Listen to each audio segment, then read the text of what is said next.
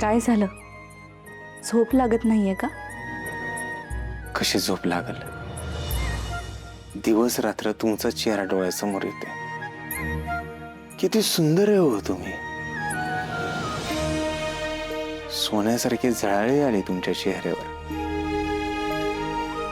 एवढं सोनं तुम्ही घातलंय, पण याच्यापेक्षा कैक पटीनं तुमचं सौंदर्य खुलून दिसतंय. खरं सांगू, असं वाटतंय सतत तुमच्याकडेच बघावं. मग बघा ना, आता मी तुमच्या समोरच आहे.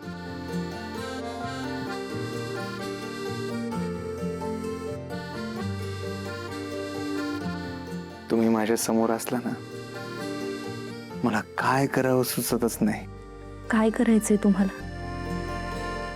तुमचा हात हातात घ्यायचा आहे आणि तुमच्या केसांमधून हात फिरवायचा आहे, आणि तुमच्या गालांवरून हात फिरवायचा आहे. डोळे बंद करा ना.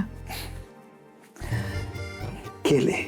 पुढे आता अजून काय करावं असं वाटतंय? विभावरजी, मला ना तुम्हाला मिठीत घ्यावं असं वाटतंय.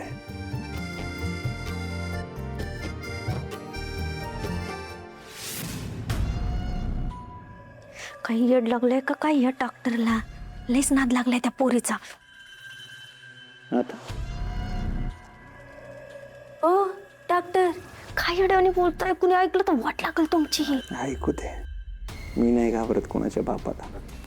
आपण इथून लांब पळून जायचंय. डोंगरावर मस्त घर बांधू, तिथं तुम्ही आणि मी आणि आपला सोन्यासारखा संसार. लावा, सगळ्यांना याच टोप्या लावा. तुझा विश्वास नाही का माझ्यावर? अजिबात नाही, मरेपर्यंत ठेवू शकत नाही विश्वास. आता पण सगळं पैसे घेऊन पळून जायचा हाच विचार करत होता ना. मला जर एकटीला सोडून पळून गेलात ना तर याद राखा. मी असं का करीन बरं? मी एकटा नाही जाणार. आपण दोघं पळून जायचं. लांब डोंगरावर जाऊ, तिकडे जाऊ, मस्त आपण घर बांधू. मी कामावर जाईन, पण डोंगरावर आपलं घर असेल. आपण मी का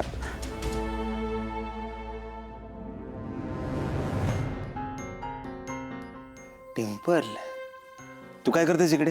वा, तुमचा जीव वाचवायला आली मी आणि म्हणतात अक्कल का? काय चाललं होतं? विभावरे विभावरे विभावरे, अजून काय काय काय काय बोलत होतात फार. नशीब मीच ऐकलंय. आजीनं किंवा तुमच्या त्या लाली पिलीनं ऐकलं असतं ना तर सक्कं साळून काढलं असतं तुम्हाला. मी झोपेत पडपडत होतो. नाही, गाणं गात होत्या. झालं तुझं, झोपू दे मला. निघ. जाती. पण एक गोष्ट ध्यानात ठेवा, आता स्वप्नात जे बघत होतात ना पैसे घेऊन पळून जायचं, तर तसा विचार करू नका. माझ्या हिस्स्याचा पैसा मला द्यायचं आणि मग कुठं जायचं ते जायचं. कळलं? एक ठेवून दिल ना तुला. पाणी वतील अंगावर. काय नखरे त्या पोरीचे एक.